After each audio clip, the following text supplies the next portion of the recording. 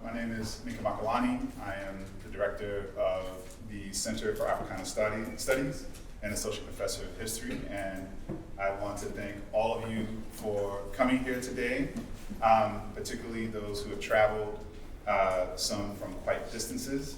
And it is a pleasure to invite you here and to have you join us in this day of intellectual engagement and to celebrate the scholarship, impact, and influence of the person, Dr. Franklin W. Knight.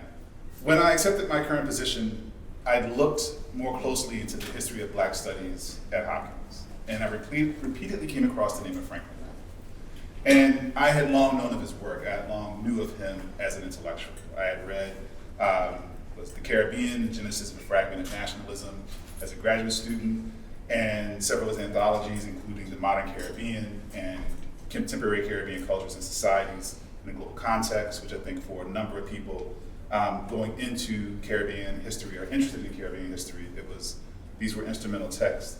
And I personally enjoy, for very idiosyncratic reasons, get into his introduction to the Bartolomé de las Casas, an account much abbreviated of the destruction of the Indies. So I always knew of Franklin as someone who was very important intellectually, very important in terms of the scholarship he produced, and very wide-ranging in terms of his breadth and ability to go in a number of different directions. But I was surprised when I learned that he was only the second Black faculty member to be hired in the history department at Hopkins in 1973. Perhaps more importantly, I was profoundly surprised that he was the first Black faculty member to earn tenure at Hopkins in 1978. And somehow this was shocking. But it planted the idea of organizing an annual lecture series named after Franklin, which the faculty in the Center for Africana Studies heartily supported.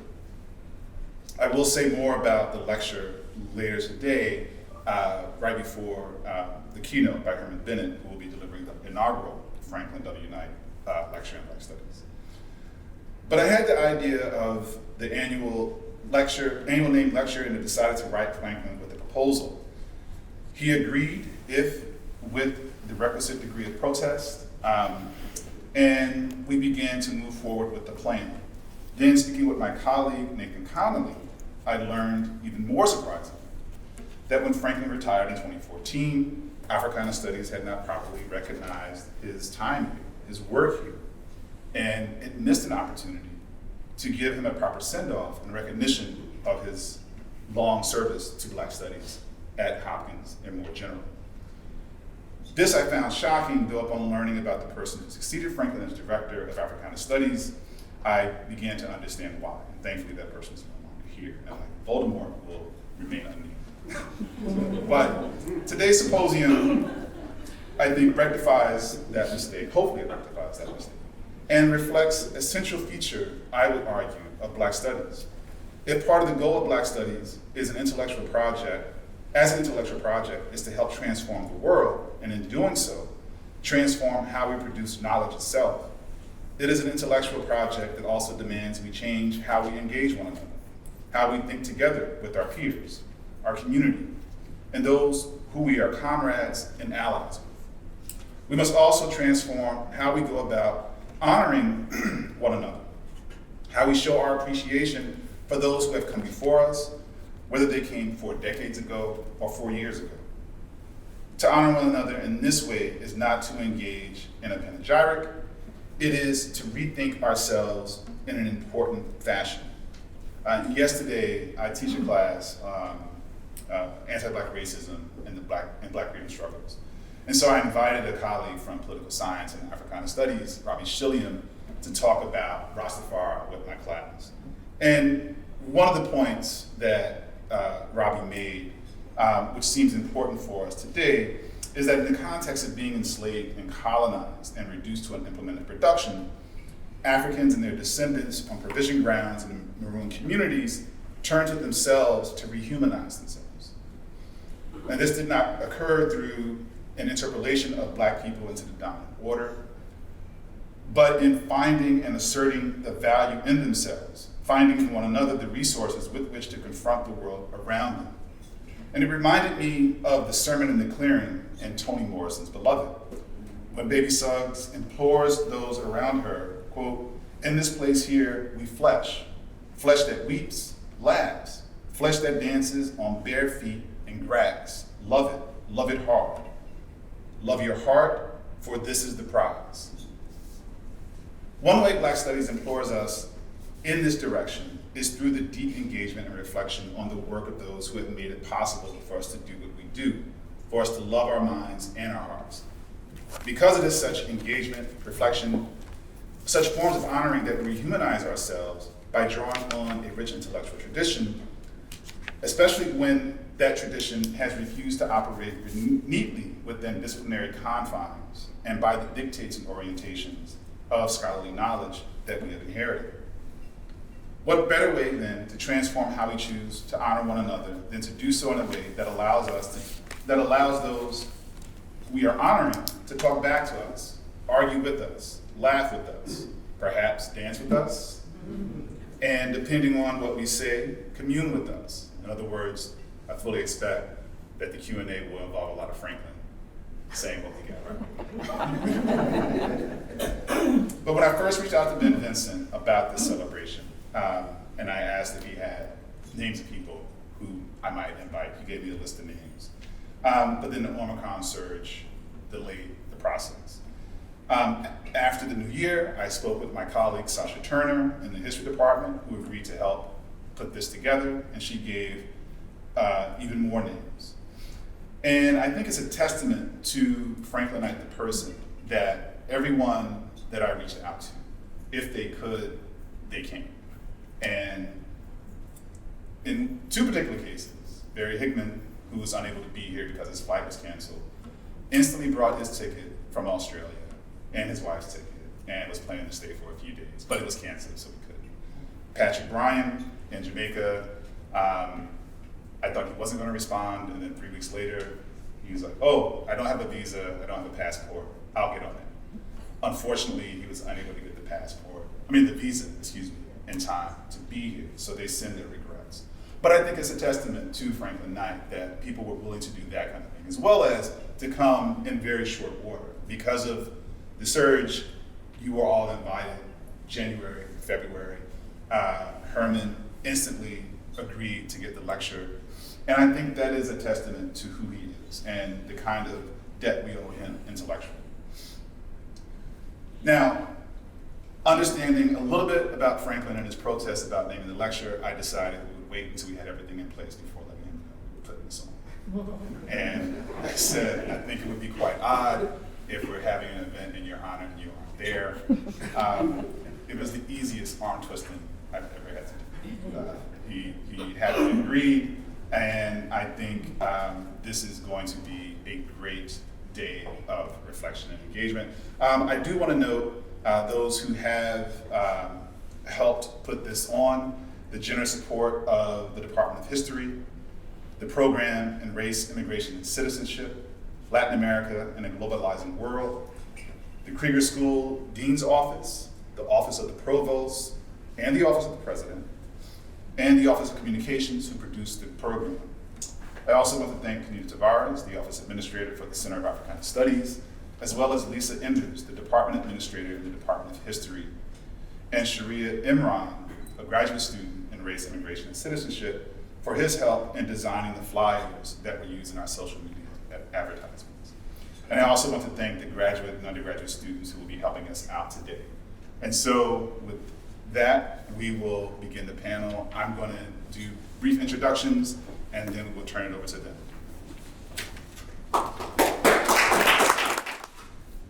So first, we will have Michelle Johnson, professor in the Department of History at York University. Dr. Johnson has served as the coordinator of the Latin American and Caribbean Studies program and the director of the Harriet Tubman Institute for Research in Africa and its Diasporas. She previously taught at the University of the West Indies, Jamaica, and teaches courses on the histories of Black people in the Americas. Following her, we will have Dr. Brian Meeks, who is professor at Brown University and previously served as professor and director of the Sir Arthur Lewis Institute of Social and Economic Studies at the University of the West Indies, Mona. He also taught at Michigan State University, Florida International University, and the Anton de Kom University in Suriname.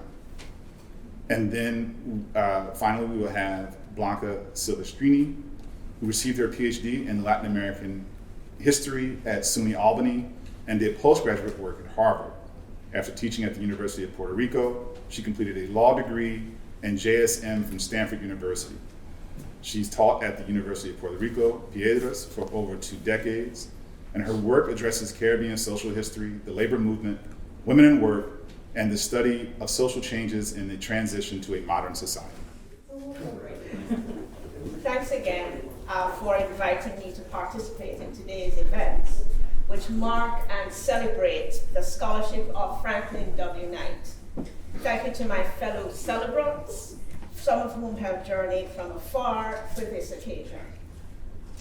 Franklin W. Knight's research interests focus on social, economic, political, and cultural aspects of Latin America and Caribbean, especially after the 18th century, as well as on the systems by which persons of African descent were enslaved in the Americas. His publications, which are many, I wanted to show you the slide with all the covers. There are at least 10 major books, more than 100 historical articles, chapters, forewords, and as more than 180 book reviews in professional journals have garnered recognition from around the world. He's been recognized in Brazil, in Cuba, in Puerto Rico, in Jamaica, in the United States, and the list goes on. With all of that in mind, today I would like to focus on Franklin Knight's role as a public intellectual. While his contributions to popular documentaries or television programs might detain us, it is his scholarly work as a public historian for the Jamaican people on which I would like to focus. For 14 years, many of you might not know, Franklin Knight published a bi-weekly column for the Jamaica Observer. And through those means, he made the wealth of his enormous knowledge, his insightful analyses, and acerbic wit available to the Jamaican public in more than 330 columns. And there were also some quintessentially caustic letters to the editor. While it might be argued that these offerings were limited to those who had access to the newspaper, to the literate, and to the interested, I would point out that the Observer had and has far and wide reach, and that it operated and operates within a tradition of passing along the news, both in terms of the actual newspaper and what we might call the oralization of the written. It might be difficult to measure the impact of these efforts, but it is equally difficult to dismiss them, especially over such an extended period. During those 14 years, I believe that Franklin Knight's scholarly project expanded into the zone of public intellectualism within a space that really matters to him. That is, the space of the Jamaican public. In order to think this through more carefully, I examined 30 of Knight's columns and 7 of his letters to the editor in the Jamaica Observer between 2010 and 2012. Ever the historian and educator, Knight used his platform to place contemporary concerns in their historical contexts and to inform the Jamaican public about, and in many cases to introduce them to, wider hemispheric concerns. In some columns, he discussed ideas about possible paths to Jamaica's economic and social development. In others, he launched, some might argue bravely, into the need for reform in the island's politics and its leadership.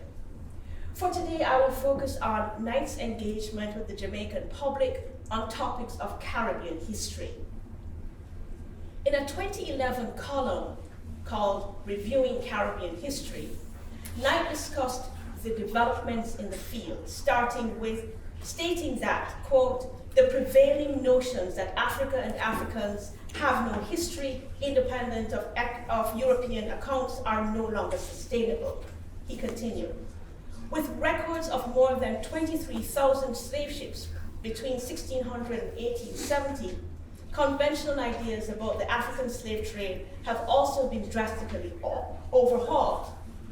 And then, historians had completely undermined those durable but unsustainable assertions of social death, or traumatized arrivals, or intellectually challenged consequences of enslavement. According to Knight, quote, however important slavery may have been in the history of the migrations of peoples and the development of Caribbean societies, it was only part of the region's history, end quote. Just as critical, he said, quote, was the astonishing creativity of Africans and their dispersed diasporas, end quote. Said Knight, the various Caribbean societies represent a unique construction in the modern world.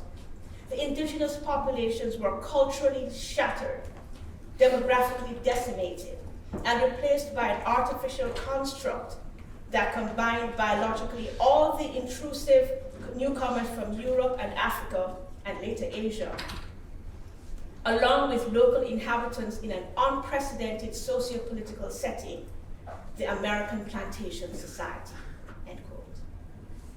If this column focused on the periods of European colonization and early slavery, in his next column called Centering Caribbean History, Knight carried the narrative forward, explaining, quote, after 1700, the importance of the Caribbean in Atlantic history was well established, where European domestic politics were being determined by Caribbean events and vice versa, end quote. He explained that, quote, by the late 18th century, the richest colony in the world was French Saint-Domingue, end quote. And, quote, Caribbean export products, particularly sugar, and the Caribbean demand for African slaves helped establish capitalism as a major force of the modern world. The Caribbean accounted for more than 40% of all slaves sold in the Americas, second only to Brazil, and generated more wealth per capita than any other part of the world, end quote. Given the daily economic challenges in Jamaica, many readers may have been surprised by Knight's expositions on the region's, quote, extraordinarily rich economic history, end quote, which he developed further in a column titled Exploring Caribbean Economic History, where he focused on the inaugural meeting of the Association of Economic Historians of the Caribbean in 2011, which he said was a reminder, quote, of the enduring importance of the Caribbean to modern history.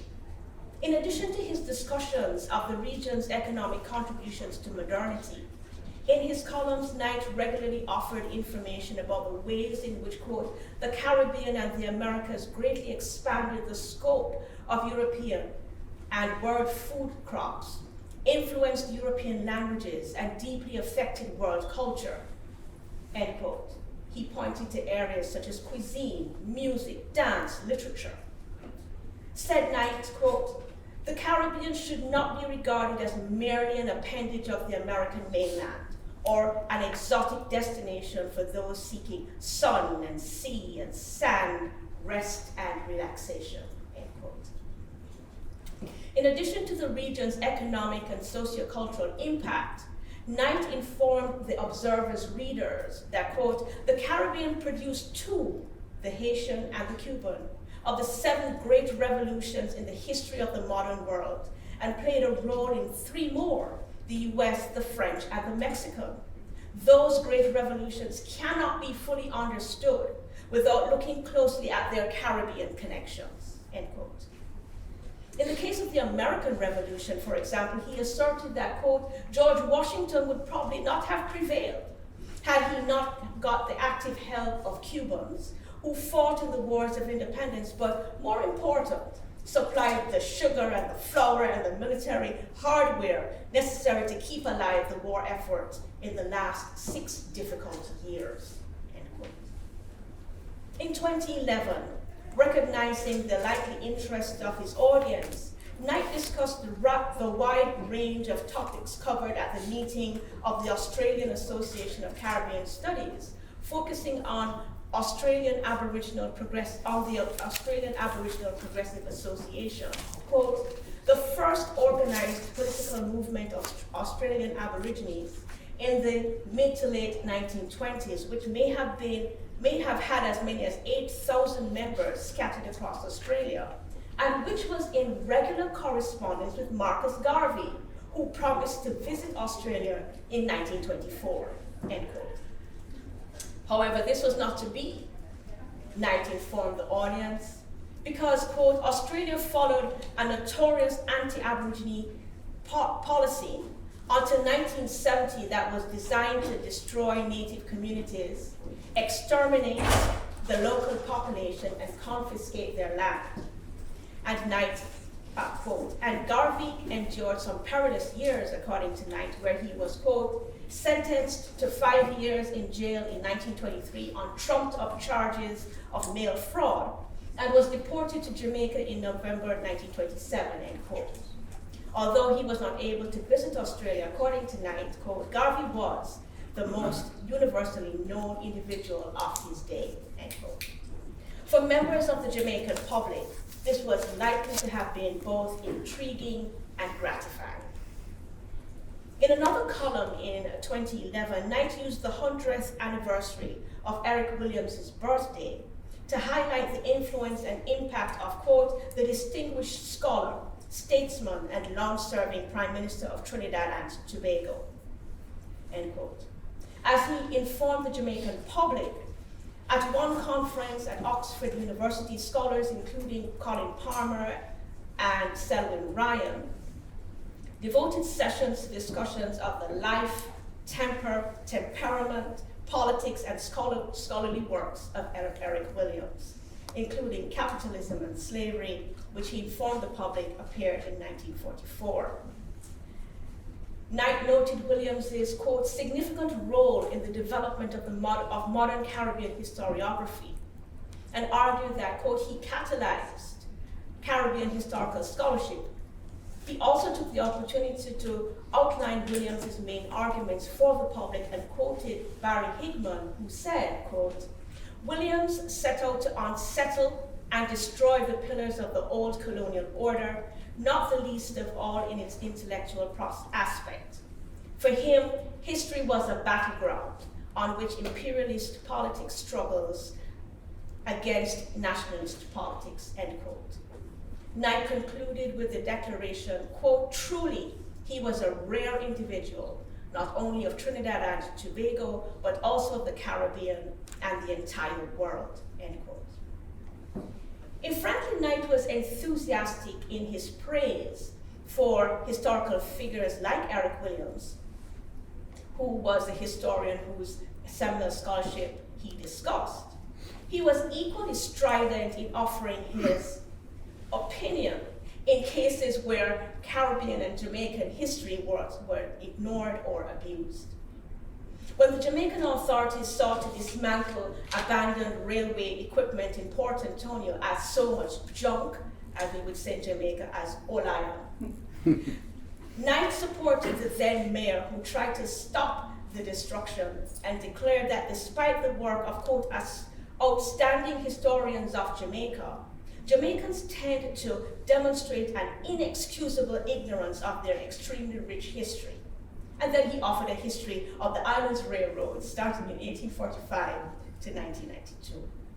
Knight concluded that column, quote, if the neglect of rail transport in Jamaica was almost tantamount to a criminal offense, then its abrupt termination in 1992 was almost a capital offense, end quote. In 2012, when the editor of the Jamaican Observer, the newspaper in which Knight was writing his columns, published an editorial using the island's violent history as an explanation for the scourge of violence in Jamaica, Knight responded with a letter to the editor. While he agreed with the editor's, quote, laudable point about the inadequacy of the knowledge of its history by the Jamaican population, end quote, he took the editor to task for claims that, quote, recalling most of our history, especially 500 years of slavery, is rather painful and is a large part of why we are the most violent people in the world. This is clearly seen in the diary of Thomas Thistlewood, end quote. Knight responded. I fail to see the connection between the detestable Englishman Thomas Thistlewood and violence in Jamaica. Thistlewood was without doubt and by his own admission an extremely violent individual. But none of his slaves reciprocated, as they had good reason to do, during the great slave revolts of the early 1760s. I should hope that this editorial is not representative of the research and writing that Jamaican schoolchildren will be exposed to in their history curriculum.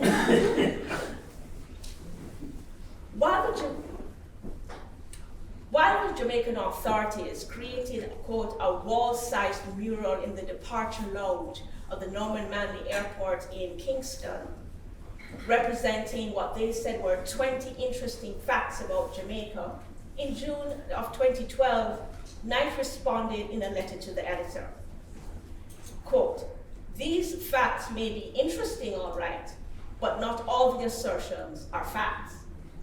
He pointed out that the claim that, quote, Jamaica was the first in the Western world to build a railway only 18 years after Britain and before the United States was false.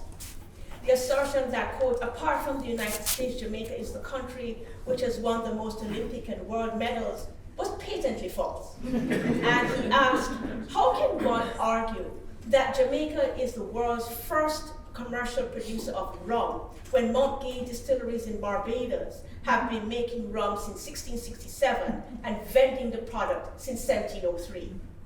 In all cases, Knight provided historical correctives to the false assertion, and on the latter point of rum, he argued, quote, what is important about Jamaican rum is not that it was the first commercially produced rum in the world, but that it maintains the standard by which great rums of the world are compared.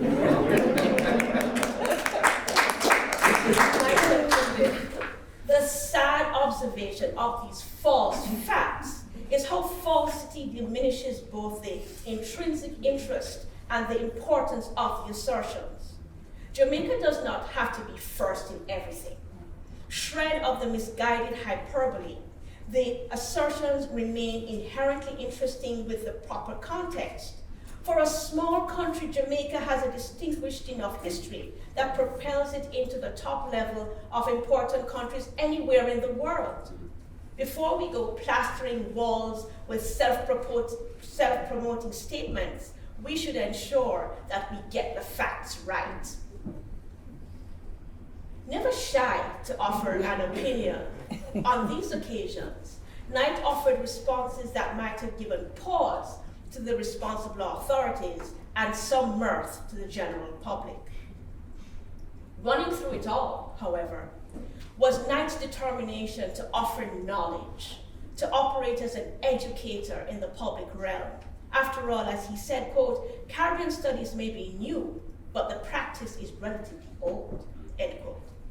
As such, Knight introduced Caribbean history and its historiography to the public. In one column in 2011, he introduced 12 texts published between 1498 and 1793. If the general public was not drawn into these historiographical discussions, for those pursuing Caribbean history at the tertiary level, this was an extremely useful overview. As he said, quote, any good university with a Caribbean studies program should have these books, end quote. In another column, he mentioned that the charge to center Caribbean history was being led by, quote, local writers and professional historians who live the complexities and paradoxes of the Caribbean, some of whom, including Swithin Wilmot, Bridget Brereton, Barry Hickman, Patrick Bryan, Brian Moore and his research partner, Gordon Lewis, Roberta Casa, Frank Moya Pons, he named. In yet another column, he offered, quote, recommendations for a Caribbean bookshelf. Knight reviewed for the public evaluated the publications for the lovers of books, and informed the public about the exceptional publications which dealt with Caribbean themes. He included Patrick Bryant's quote, exceptionally well-written, engaging, and nuanced work, end quote. He spoke to John Paul Rathbone's wonderful, delightfully readable book. He talked about Lawrence Clayton's, quote, marvelously fresh study and extraordinary contribution. Knight also praised publications by Jane Landers, Jeremy Potkin, as well as Alfred McCoy and Francisco Scriano. His statements that, quote, some of the finest publishers are found in the Caribbean, and books about the Caribbean are relevant to Caribbean history, rank highly among international publications, were sure to give encouragement to those laboring in the field. Knight's generous and enthusiastic promotion of others' scholarly efforts was an important part of his scholarly project. Although he may be loath to admit it, despite his willingness and perhaps even his joy in wrangling with various authorities, Franklin Knight has gone about his scholarly enterprise with care. He has been a great friend and mentor to many, including some of us here today. In 2011, Knight penned a column about an art exhibit at the University of Delaware where he praised, quote, the delightful panorama by an extraordinary artist, Keith Morrison. In response, Morrison penned an open letter to Franklin W. Knight, where he thanked Knight for his, quote, eloquent and meaningful statement. And he said that because of Knight's column, quote, people have visited my website and interpreted my art for themselves, end quote. Morrison went on, quote, I have received commendations for painting in many places, but none more gratifying than the approval of people from Jamaica, and none more important to me than your article in The Observer, end quote. I close today with Morrison's words, which may have inadvertently captured the impetus of Franklin W. Knight's scholarly project. Morrison said, my gratitude to you extends to your scholarship. In developing a clear history of the Caribbean and Jamaica's place in it, you have forged for us a better understanding of ourselves and our place in the world. Some of us have wandered afar, searching for ourselves, but your articulation of our history has helped us find a path back home. Morning. Morning. I want to thank Blanca and Sasha Turner, Kanita Tavares, and the team at Johns. Is Kanita here? Is it? Really helped a lot. And the team at Johns Hopkins for hosting this special gathering and for inviting me. It's an absolute honor to be here and to be allowed to think and speak on Franklin Knight's career and work. It is not the first time that I've been given this opportunity to speak for Franklin. Back in 2007, as public orator at UWI Mona, I wrote and read the citation when he was granted his Doctor of Letters honoris causa. But that was an entirely different and easier event. Even though there were thousands at the UWI graduation, it was me alone speaking for Franklin. Now I am part of a panel, and a formidable one at that. It was even more formidable when two of the members are not here. All able to speak back, and further composed of historians as far as the eye can see, with me a sort of hybrid political theorist thrown in, as it were, among the wolves. So let me start by acknowledging and welcoming my friends and colleagues. Many of us here at one time faculty members at UWI Mona, and follow this immediately by offering a caveat or two. First, I'm not going to try to list adumbrate or attempt any detailed assessment of Franklin's work. There are those to my right and left, and who have already started to do that with great effort and capability. And many in the audience who I'm sure will, over the course of this conference, make headway in all those directions. Second, after searching for weeks and eventually reaching out to the man himself for a copy of his vita, it struck me wading through the full 42 pages of its rich and voluminous content that it would be foolish for me to even try to summarize such a career. Rather, what I think I can do in the time is to locate Franklin in a particular moment of modern Jamaican history.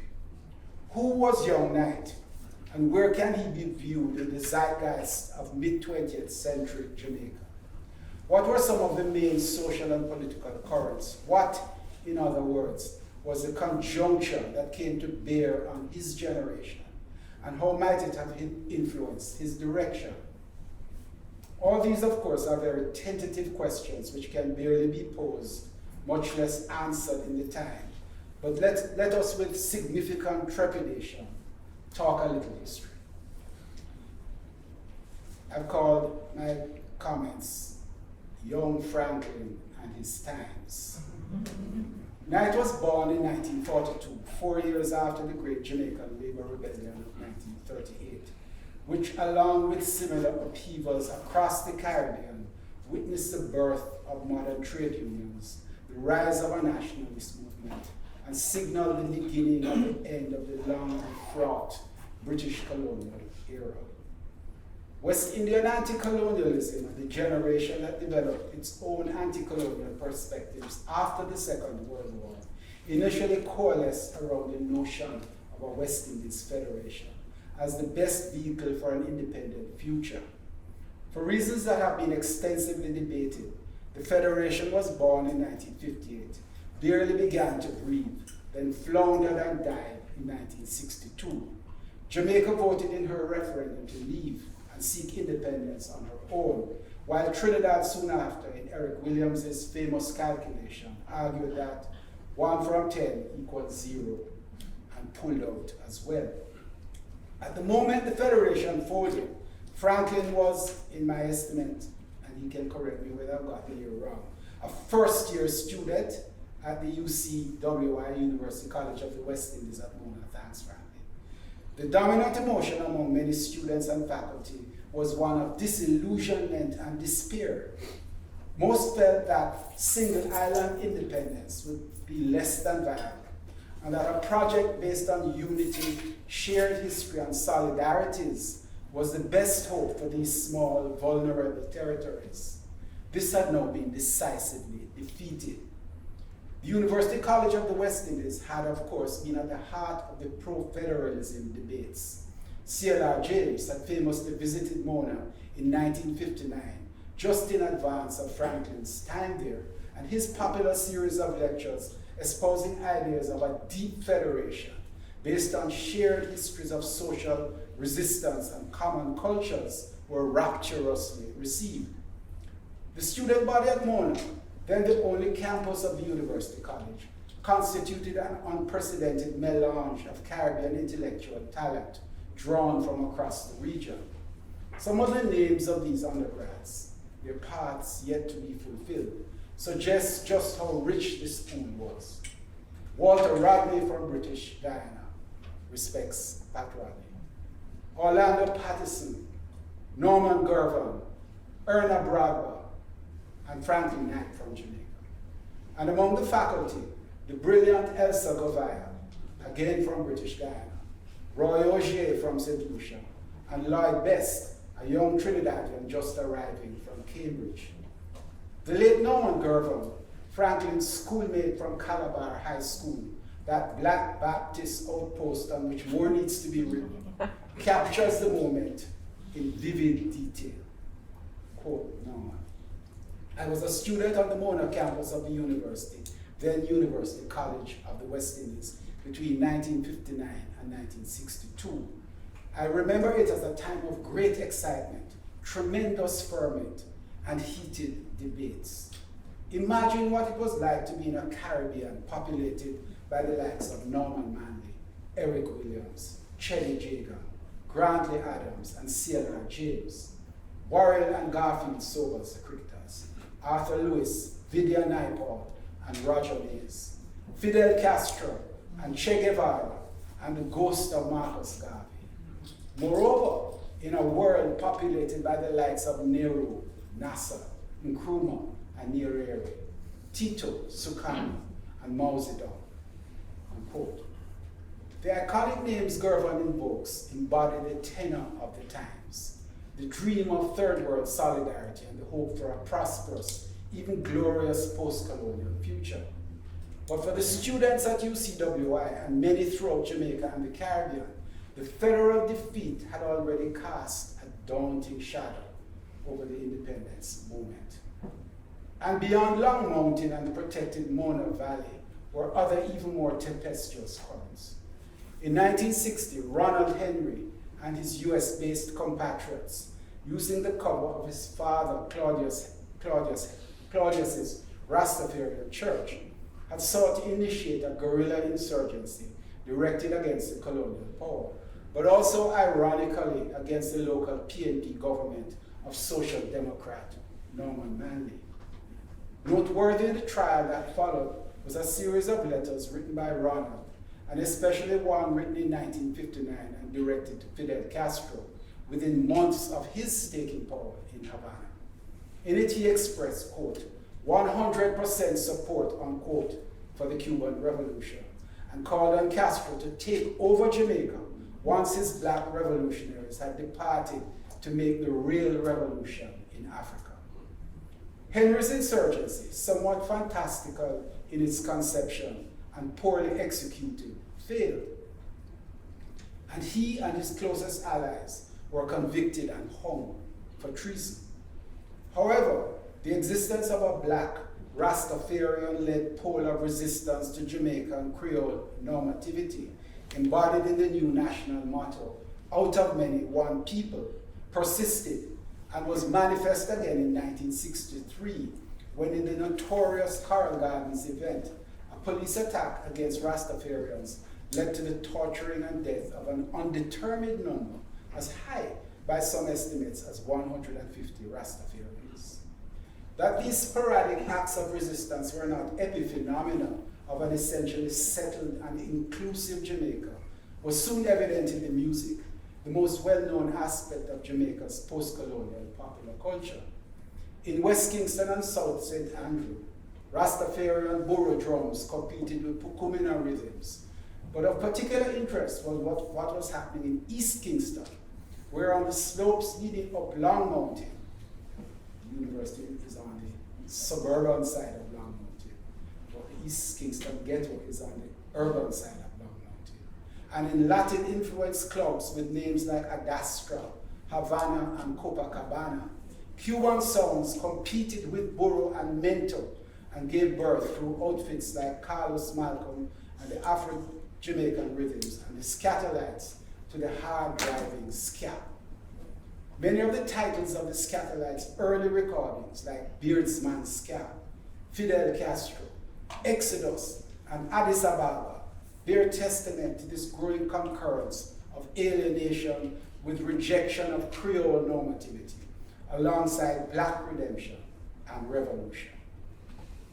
These rebellious notions flourished in the city and led, via the huge turnout for Haile Selassie in his 1966 visit, the epoch-defining Walter Rodney Black Power riots of 1968, and the election of Michael Manley to office in 1972, to a long decade of popular upheaval, evident again in the music, simultaneously both accompaniment and catalyst to the era, and led by Bob Marley, Peter Tosh, Dennis Brown, Judy Mowat, and so many others. But Franklin Knight had left the Jamaican matrix in 1964 at the cusp of all of this, for, of all places, the wilds of the University of Wisconsin at Madison, where an older tradition of campus radicalism in the northern Midwest was about to intersect with new waves of student and faculty activism. This, however, is beyond the curve of my brief triangulation. Knight left at the conjuncture of a compromised political movement, an independence that emerged out of a defeat and was not the preferred choice of many, and the birth of a nation that was denied by a brimming popular insurgency, freighted with traditions of black resistance and hugely influenced by the proximity of revolution in neighboring Cuba. This was a moment of Franklin Knight's departure from Jamaica and the Caribbean and on to graduate school. The rest as to how these early beginnings influenced his future trajectory and led to his remarkable career as encapsulated in those 42 pages of that exceptional curriculum vitae is the other half of the story that is still to be told. Muy buenos días. Good morning. It is an honor and a joy to be here today with Franklin and so many others whom I haven't seen in a while. I did all the things that the previous two speakers said of how special is this day. And I want to thank you, thank the Africana Center and Minka, because this is an opportunity for me to revisit shared experiences. Professor Franklin Knight's Caribbean project represents a paradigm shift, a challenge for us, and an exhortation to think and recreate the Caribbean as a lived practice. A collaborative project between historians and the diverse peoples who form its contours. Franklin wants us to look precisely at those disjointed worlds, and I quote, the cultural divisions and differences, the communities of mutually reinforcing cleavages, the clashes of exploitation and agency, unquote. But no paradigm has an underlying necessity to produce new knowledge that stems precisely from the unfamiliar, the contradictory, the painful stories that stems precisely from the painful stories, the celebratory rituals. The new paradigm calls for innovative ways to see and understand the peoples, their institutions, their creations, in a nutshell, understand the historical. How has Franklin engaged in this practice? What has been his métier as a Caribbean man who happens to be a historian? Today, I will devote my time to reflecting on how Professor Knight carried along this practice of being a historian in the Caribbean, for the Caribbean and beyond. This practice entails redefining space, as he has emphasized, embracing people's location and at the same time people's constant movement. It also encompasses relocating the production of knowledges, what I call in Spanish, la caribeñización de los saberes, in my translation, the Caribbeanization of knowledges. And it's interesting that every time I put knowledges in my computer, it corrected me to knowledge. But I'm going to be talking of knowledges and making up the word, at least for the dictionary. In his chapter, Race, Ethnicity, and Class in the Caribbean History, published in 1999, the UNESCO History of the Caribbean, Professor Knight masterfully summarizes his proposal about a narrative of Caribbean history, and in turn, a new epistemology about the Caribbean. And I quote, among such accidentally engendered peoples, in plural, and artificially constructed societies, as those found in the Caribbean, considerations of race, ethnicity, and class are inescapable. They affect every aspect of human relations. Given the essential plurality of the region, he continues, it could not have been otherwise. That has been the fundamental feature of the region's history over the past 500 years. End the citation. Right there, in the first line, there are two audacious propositions that he incorporated in his writings. The Caribbean is an accident, and it is artificially constructed. But even further, his affirmation that the plurality of peoples in plural demand, in his words, multiple melodies, in his words, of interpretation, improvisation, and saberes. Professor Knight understands the Caribbean space as one that has always been inhabited. That's a fascinating idea. After all, who doubts it?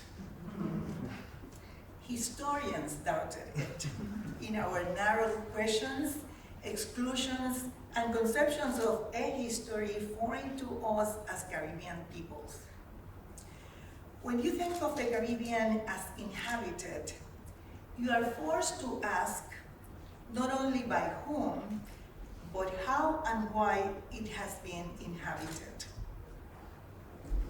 You are also forced to listen to those who inhabit it, in the fullness of their lives, strengths in adversity, life contradictions, creations and transformations, joys and sorrows. Franklin encouraged us to do all of the above. Since the afternoon program will revolve around his scholarship, I only want to point out one idea, that Professor Knight paid attention to the slave worlds, both in concrete national settings like Cuba, Haiti, the West Indies, but also in an expanding Atlantic world at a moment when African voices were silenced and their lives were still invisible to many scholars.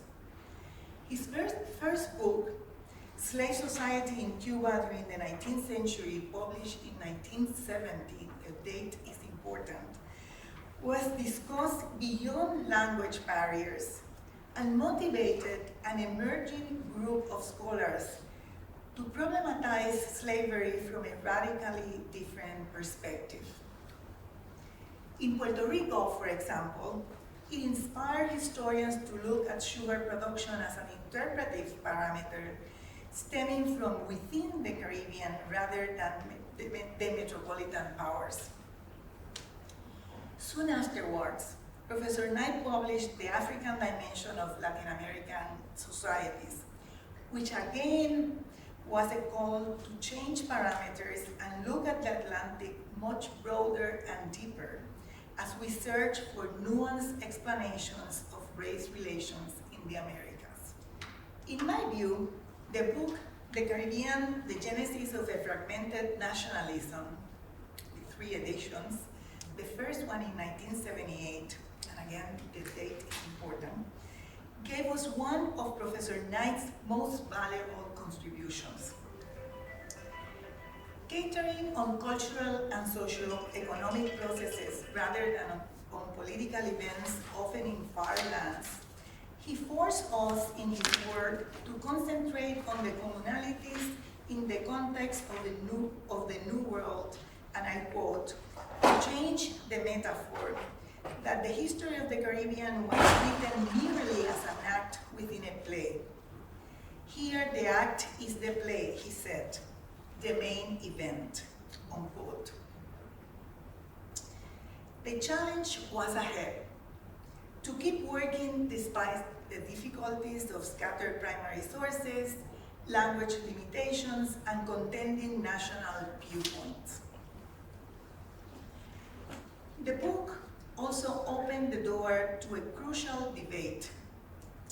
Is there one Caribbean or many? It challenges us to imagine an alternative way of looking at space. In his views, he states, in my view, he states, the region comprises one culture area in which common factors have forged a more or less common way of looking at life, the world, and their place in the scheme of things, quote unquote. As I said, this book was published in 1978. At the time, most historians were looking at smaller worlds, searching for forms to construct new national histories in our native languages, affirming those narrower identities instead of expanding them. There wasn't much of a Caribbean space at that time for us. Yet, throughout his long and fruitful scholarly production, Franklin was there to push us gently towards something different. He suggested a model in his words, and I quote, "The history of the Caribbean is the examination of fragments that, like looking at a broken vase, still provides clues to form, beauty, and value of the past." What a vanguard statement.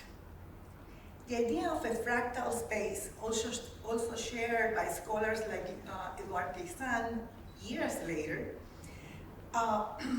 revamp our imagination to conceive the Caribbean as almost a geometrical space of extremely irregular shapes for which any suitable part is similar in shape to a given larger or smaller part. Of course, for Franklin, the shapes were the inhabited lands artificially constructed. The young Professor Knight was there with a call to explore the commonalities without ignoring the differences. He urged historians to look at the unfitting pieces without forgetting the expansive sea. As I mentioned earlier, Franklin also saw the Caribbean in movement because he was in a dynamic motion as a Caribbean person and as a scholar. Since we are here in familia, among family, because we are all part of Franklin's academic world in one way or another, I'm going to look back to a time late in the 1980s. That tells about my age too.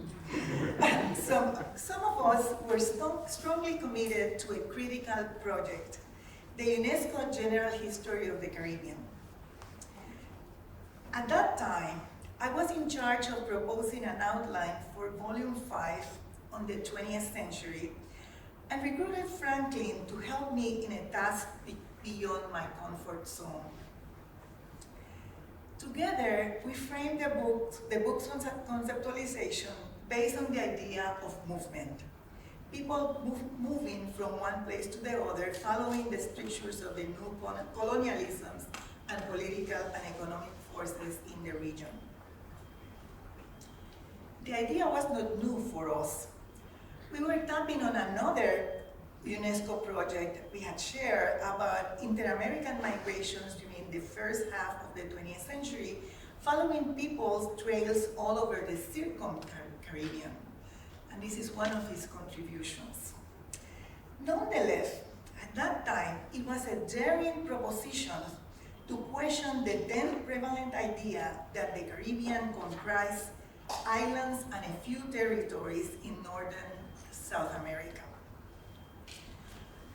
But supported by Franklin's strong voice, I ventured to propose a chapter, only a chapter, on the Caribbean diasporas. It was 1988.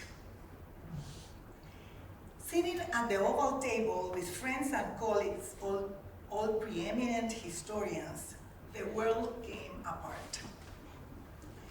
Impossible, that belongs to the history of the metropolis. A simple idea caused much turmoil. Well, I prevailed with Franklin's help, and the book was eventually published under Professor Brereton's leadership, including the famously controversial chapter. Why do I tell you that story? Beyond entertaining you with a little bit of academic gossip, it happens everywhere, I want to underscore Franklin Ball's thought. After all, Franklin himself was in movement. Omitting the chapter would have been erasing part of his own life and the stories of millions of others. Today, this anecdote sounds out of place, almost unbelievable. We'll talk about the translocal Caribbean, imagined citizenships, the comings and goings within blurred boundaries in a moving world. Yet, some of these new ways of interpreting the region's more recent history are in depth with Professor Knight's early framework and historiographic problematization of what he calls the modern Caribbean.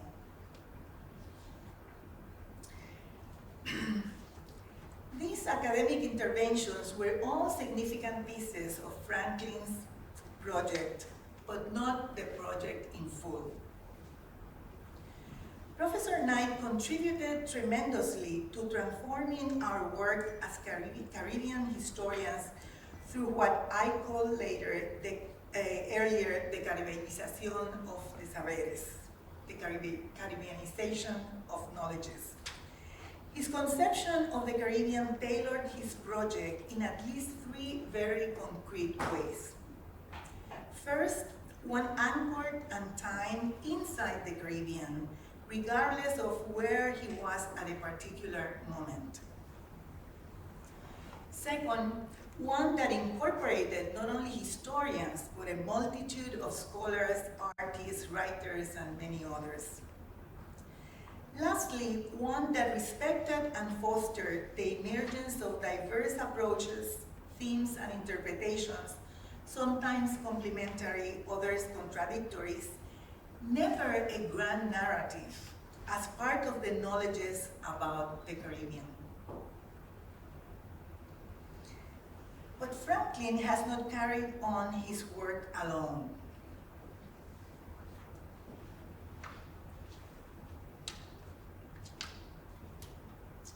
He was part of a community. Borrowing from anthropologist Victor Turner's concept of comunitas, I apply the richness of the Latin terms connotations to Franklin. He shared among us kinship, fellowship, partnership, participation. A good part of this community commitment was channeled through the Association of Caribbean Historians. Although the history of the association as a force of change and transformation in the region is still to be written, I can assure you that Franklin has been at its center. He was part of the team and helped bring together the team to keep the association in the vanguard of historiography. His voice has been decisive in promoting scholarship in all Caribbean languages.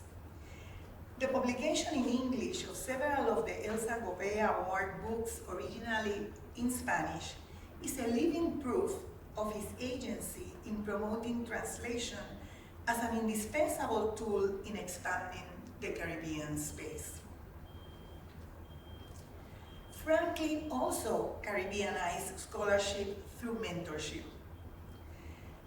Collaborating with others is part of his persona. I suspect that many of us have witnessed his mentorship one way or another. His long hours reading manuscripts, writing letters of reference, suggesting editors, sitting in evaluation panels, and moving around to Puerto Rico, Cuba, Guadeloupe, the Virgin Islands, and many other places have characterized Franklin as much as his publications. He challenged the binary notion of scholarship and service. He published and published abundantly, but he also has taken responsibility on an equal footing for more collaborative initiatives and to support our projects as part of his goal of redefining what it means to be a historian in the Caribbean.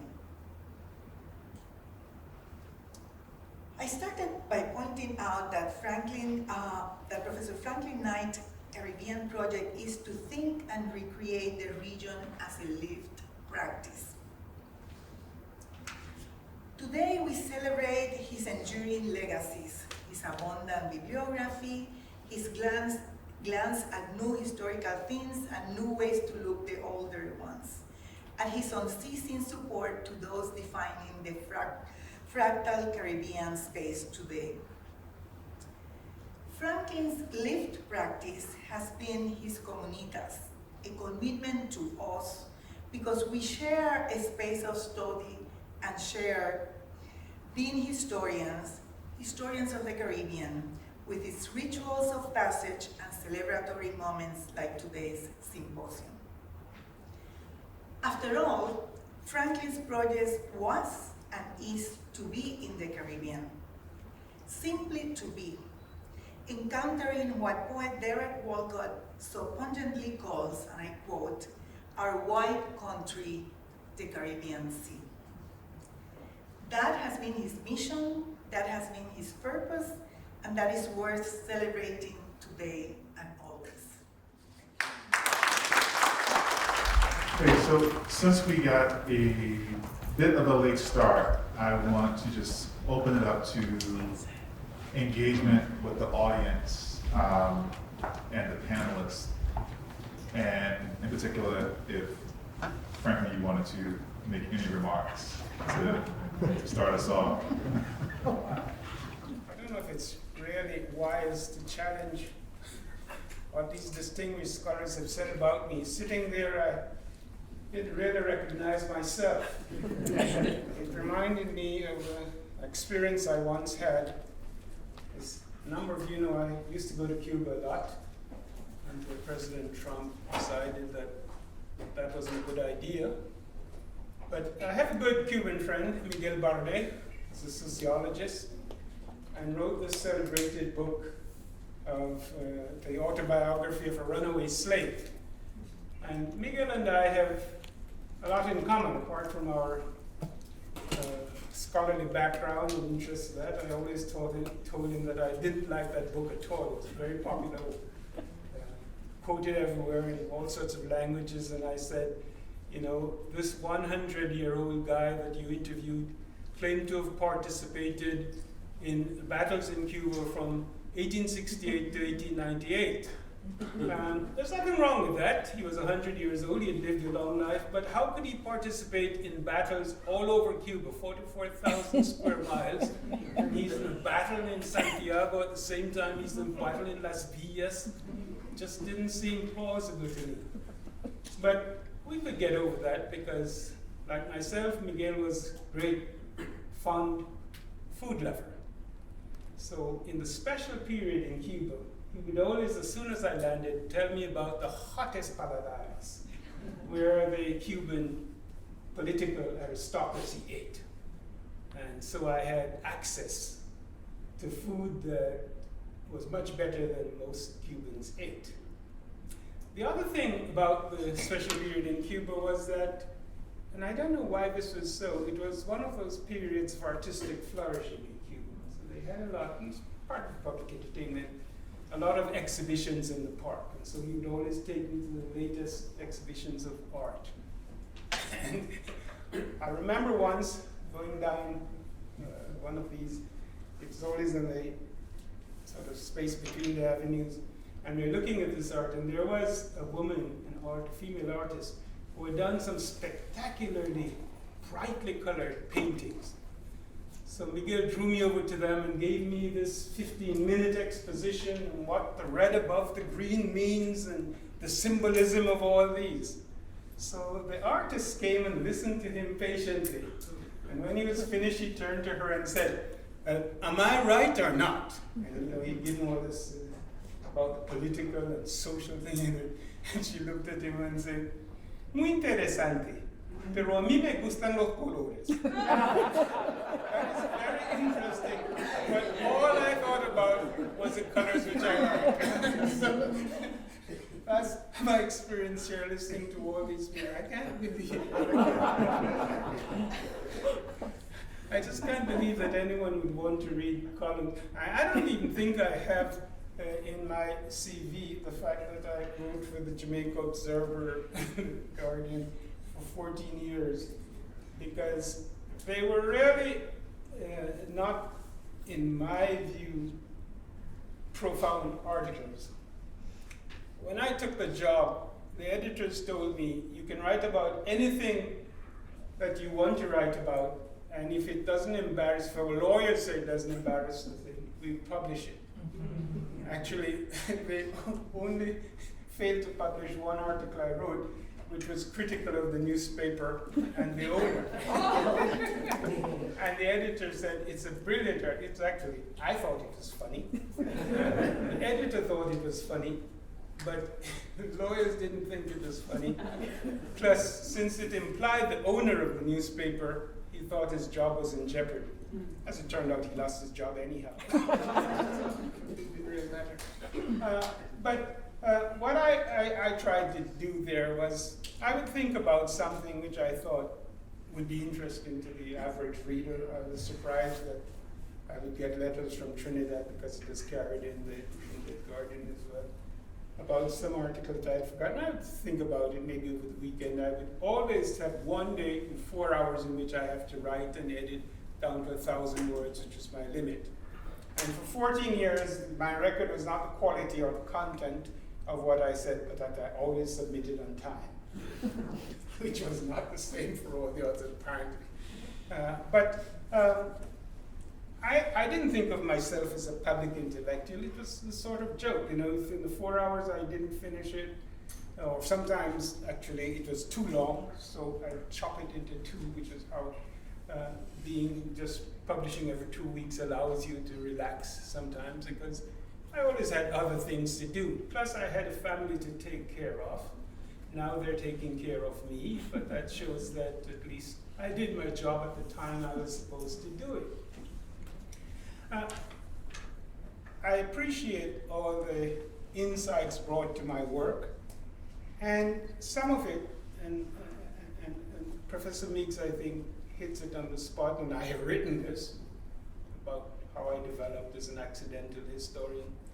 I was a product of my time. There's no doubt about it.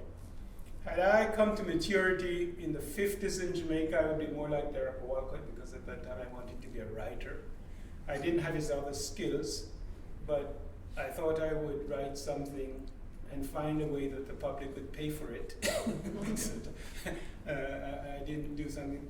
And I think that if I had been born in some other place, I certainly, if I had been born in the United States, probably wouldn't have gone to high school.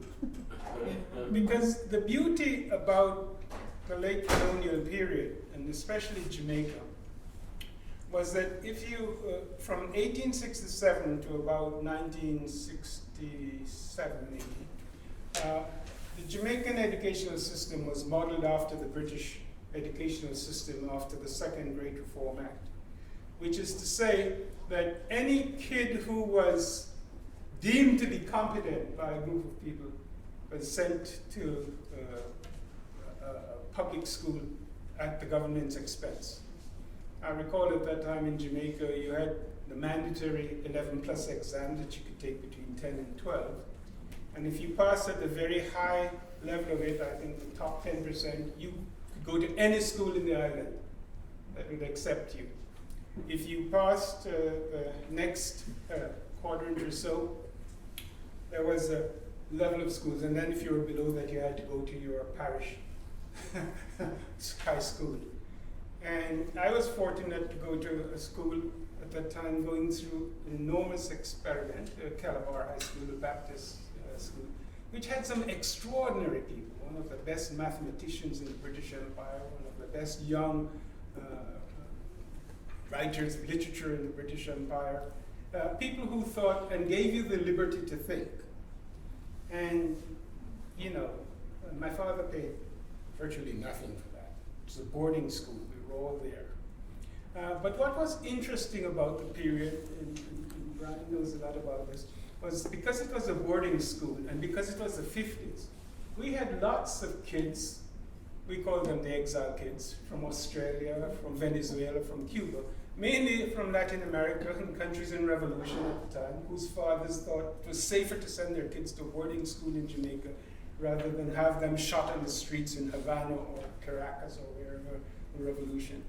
And these kids taught us a lot. I think if my Spanish is possible, it was these kids. And for a marvelous, gentle on the eye Spanish teacher from Cuba called Senora Ilgaluna. She just walked into the classroom and you were fluent in Spanish. And this was a climate and time, I think, which shaped us. And as Norman Gervin said, and I've repeated, the emphasis for us in the school at Calabar was really on a new Jamaica. But by the time we got to Mona, we had broadened precisely because of the involvement in the Federation and our age precisely at the time of the Federation into regionalists. So if I went into Mona as a Jamaican, 3 years later I left as a Caribbeanist. I was at home in Guyana or Trinidad or Barbados or Puerto Rico as I was anywhere else. And I think that is the advantage that is acquired unconsciously. I don't think I set out to be this type of guy. I think it's the ambience in which I grew up that I took it for granted. And it also would normally be reflected in how I saw the world. You know, I didn't see the world in sort of hierarchical structure. I saw it as a sort of structure in which people were different but not superior or inferior. And in fact, even in scholarship, that's how I have looked at it. Unfortunately, neither Calabar nor Mona taught me the skills of a diplomat. So I got in trouble writing the way I write because I always preferred to be understood than to be loved. And I have often been told when I was a teenager that only a mother could have loved me. When I became a parent, I understood that perfectly. But I'm glad, as exemplified by something like this, that maybe more than a mother did love me, and more than a mother did read the stuff I write, although I apologize for the suffering that they endured going through that. I think it's important to have this type of vision of the world. That is to say, to see the world not in terms of hierarchies, but in terms of fundamental differences, each part of which makes a significant contribution to the entity, the total entity. And I think if we can see that and behave in that sort of way, we will have less of the problems that we do have. You know, I'm skeptical that we are ever going to be any better. But sometimes when I've had a good rum and I'm reflecting on the world, I keep saying, it seems now more than ever that we will all blow ourselves simultaneously, and we will all go together when we go. Every Hottentot and every Eskimo. When the Earth becomes Uranus, we will all go simultaneous. We will all go together when we go. When you go together, I guess there are no regrets. But I think that it is incumbent on us, especially as scholars, to try somehow to mitigate man's inhumanity to man, which changes but seems so constant in our affairs and really inhibits international relations everywhere. So that's my response, generalized, to these brilliant presentations. I could go into all of them. I could go into how I met these people. I met Blanca in a cold, was it spring or fall? I don't remember. Yeah, spring in New England, on Wellesley College campus, I think, in found that she was tolerant to me. I was at Stony Brook at the time, and she was up in Albany. And I pointed out that one of the things I told my major advisor, having spent 4 years in Wisconsin, that I don't care the quality of the institution, I'm not going anywhere that's colder than Madison, Wisconsin. And I just looked at the map and pleased despair said, I'm not going to any of the schools you want me to go to because they are just about the latitude of Madison, and that's out. I want somewhere warm. I tried to gravitate to the tropics, not successfully, but I did manage to avoid winter for many, many years by always going someplace, which is why I used to go to Australia in February, every 2 years. Want to find me? It's where summer is. Yeah.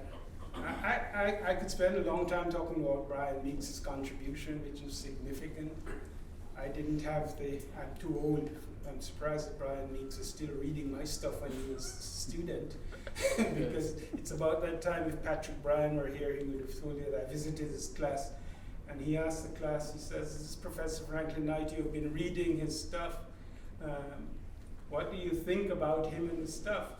And one of the students in the class said, I thought he was dead long ago. To which I was forced to reply, he did. He died long ago. And as for Michelle Johnson, I've repeated the story many times. She was an undergraduate and I was giving a visiting lecture, I think, at the campus of the university, and somebody asked a very perceptive, insightful question. And I looked at the audience, couldn't see who had asked the question. It came from a direction in the room. She was sitting, of course. And when she sits, she's below the level of the chair in front of her. She's a little taller now at that time. And I was so impressed, the interchange. I came back and said, that student has got to come to Hopkins. And she did end up coming to Hopkins. It's what I do, where I see some talent. I think there is some other pasture in which they should shine. She excelled. She went and ran Canada for a time, although we tried our best. And I could say, well, with Patrick Bryan, who isn't here, Patrick had the misfortune of coming into my hall of residence the year after I was there, therefore we were entitled to beat him up. And if you beat up a kid coming in the proper way, of course, it was ritualized, they have a profound respect for you ever after.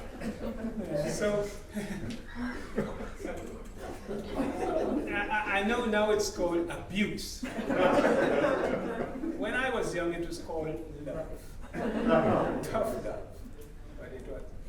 And with Hickman, of course, it was later. But again, it's in that capacity that I just read some stuff he had written. I think it was his doctoral dissertation, and thought that he should come and talk to the people at Hopkins about this. So we invited him up. And I think we published his first book, if my memory serves me right. And we've had a long relationship ever since. And when I wrote this book, which has been mentioned here, The Caribbean, the Genesis for Fragmented Nationalism, it came out in a really strange way.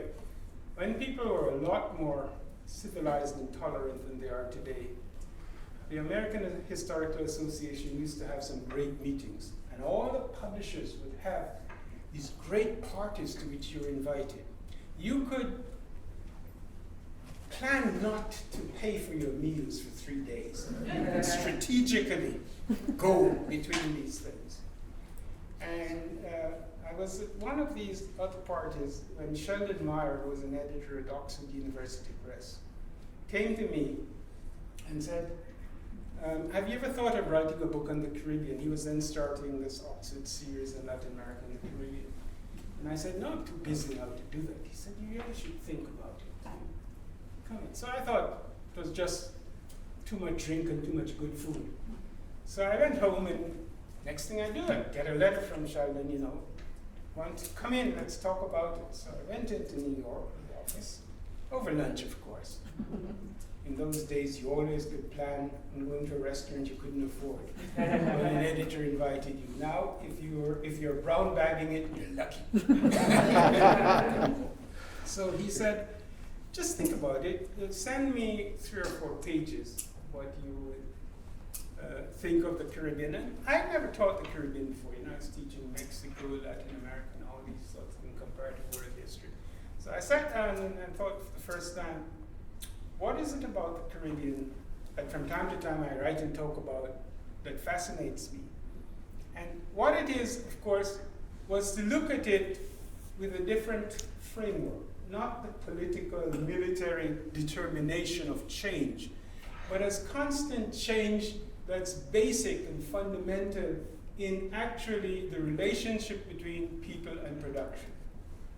And it's then that I unconsciously came up with the idea that what you see here is a difference between synchronic change, things take place at the same time, and cystadial change, which, like the sugar revolution, is a cystadial change. So Barbados endures it in the 17th century, and it goes across the Caribbean into Cuba in the 19th century. And if you look at it that way, the questions you ask are different. So I wrote up something like that, a few chapters, and sent it in. And he called me. He says, come, I want to have lunch. So we had lunch in another fine restaurant. I remember it was the top of Panam building. Marvelous view. Good food. And he said, I like your concept, but I don't think it will sell. But because I like it, we're going to publish it anyway if you write it. So I wrote it. He published it. And it eventually became the 2nd bestseller in the series. And I was surprised that anybody besides my mother read it. But it turns out that people were buying it. In fact, I remember being at home once when one of the royalty statements came, and my second son, the wit of the family, who isn't here, and I was saying, I can't believe this book is selling. And my son replied, it must have been a worse winter than I thought. People were burning anything.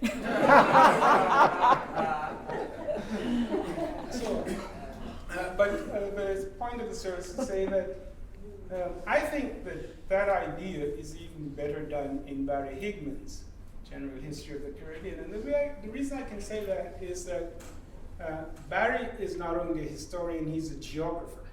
Mm-hmm. And the geography discipline that he brings to that really makes it much more than just the political, social construct that I had made. And you know, I would have told him, had he been here, that book has not been superseded in terms of a one-day read of the general Caribbean. And every time I talk about the Caribbean in general, because usually I have them say in the books they suggest to people, but they suggest all sorts of popular books because they call up their editor friends and they will say, well, my press is such and such, and we publish this, and this is what you ought to assign. But that's not the way I go about it. Just like I don't first think whether the guy's a sociologist or a person in literature. I keep saying, is there an idea in this book that appeals to me? And is the author successful in communicating that idea to me? So I go after the ideas, whether it's a manuscript or anything else. I keep saying, what is the author trying to do? And I take it that they're serious because that's how it comes to me. And I owe them the seriousness that they invest in producing this, in looking at it that sort of way. And I think that in that way, we can talk about, you know, an academic collective, and we don't have divisions and lines. When I came to Hopkins, it was such a small educational institution, and I liked it because the departmental lines were for administrative convenience, not for intellectual separation. And the Monday open seminars were just absolutely marvelous because you were people from all, except applied physics laboratory. This is the area that makes all the secret stuff. And faculty members were not allowed in their compound. In fact, there was a time when even the president of the university couldn't go on the compound because you needed super security clearance to go there. It turns out when I finally got there that all they did was take your blood. No, that's a joke. That's a joke. But the seminar was a really good way, and it was really open, and anyone could ask a question, and there was no division by discipline or rank. So that the graduate student was given the same respect as a senior professor and treated in the same way. I'm not sure it's still that way, but it was an appealing thing because at the time, the emphasis at Hopkins was on research and production. And because to the degree I recall, when I went through the ranks and became a senior old boy in the system, was that every other university at the time used to say publish or perish. At Hopkins, they would say write or perish. If you gave it in the seminar, and the seminar accepted it, they didn't care whether you published it or not. They kept saying, this is good stuff, he is good. And they didn't need the imprimatur of numbers or press, academic or otherwise, to say that this is a bright guy. Now, of course, I'm not denying that politics also work in this system, even in small communities. And that, unfortunately, a lot of people got thrown out who deserved to be in the system and went on to do better things. Ben Vincent is an example. He wasn't thrown out, he left his own formation. But when they leave here, they seem to shine more brightly because the example of being here and sharing what they had in a sympathetic community, I think, was to the benefit of themselves and to us. So that's what I have to say now.